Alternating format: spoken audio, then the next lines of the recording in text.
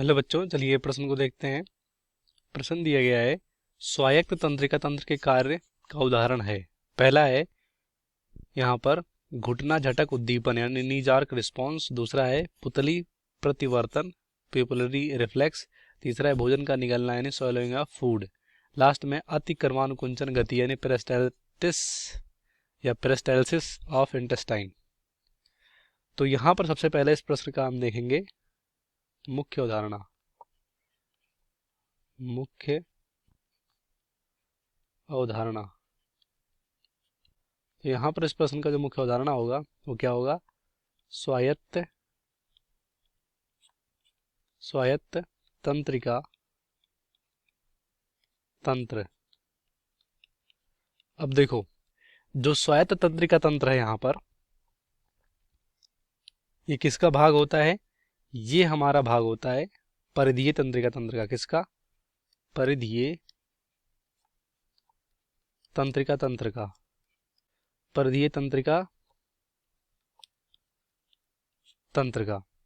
तो यहाँ पर जो परिधीय तंत्रिका तंत्र होता है, ये अधिकतर जो हमारे यहाँ पर मतलब परिधीय तंत्रिका तंत्र में जो स्वायत्त तंत्रिका तंत्र है, ये हमारे शरीर में जैसे कि जो यहाँ पर अंग होते हैं, जैसे कि हृदय हो गया, आंत हो गया, इस तरह से। और यहाँ पर हम कह सकते हैं अमाशय हो गया। इन सब पे ये कार्य करते हैं, मतलब इनकी गतियों को ये नियंत्रित करते हैं। कौन? स्वायत्त तंत्रिका तंत्र।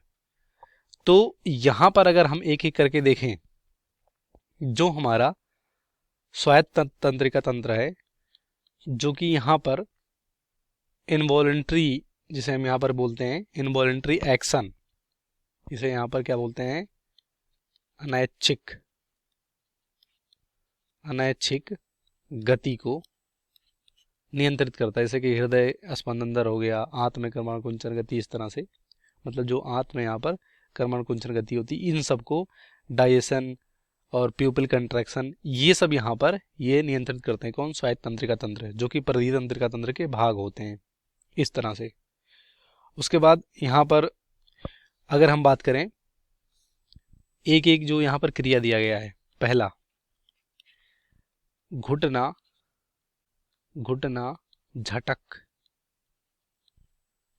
झटक उद्दीपन।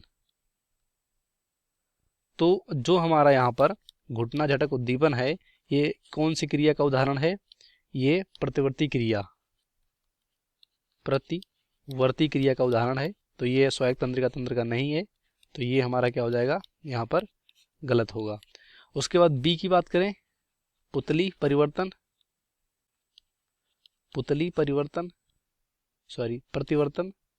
तो ये भी हमारा किसका यहाँ पर कार्य होता है? तो ये भी प्रतिवर्ती क्रिया, रिफ्लेक्स एक्शन। और लास्ट में यहाँ पर तीसरा है भोजन का निगलना। तो भोजन का निगलना जो होता है,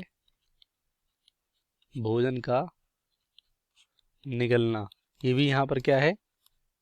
ये भी यहाँ पर प्रतिवर्ती क्रिया है। और डी है यहाँ पर हमारा आंत का, जो आंत है उसमें कर्मानुकुंचन गति। तो कर्मानुकुंचन गति यहाँ पर एक क्या है? एक ये हमारा अनैच्छिक क्रिया है, और ये नियंत्रित होता है स्वायत्त तंत्रिका तंत्र पे। क्योंकि जो भी यहाँ पर हमारे अंग होते हैं, जैसे कि छोटी आंत, बड़ी आंत, अमाशय और हृदय, इन सबको ये नियंत्रित करते हैं। तो आंत की जो हमारा यहाँ पर आंत है, आंत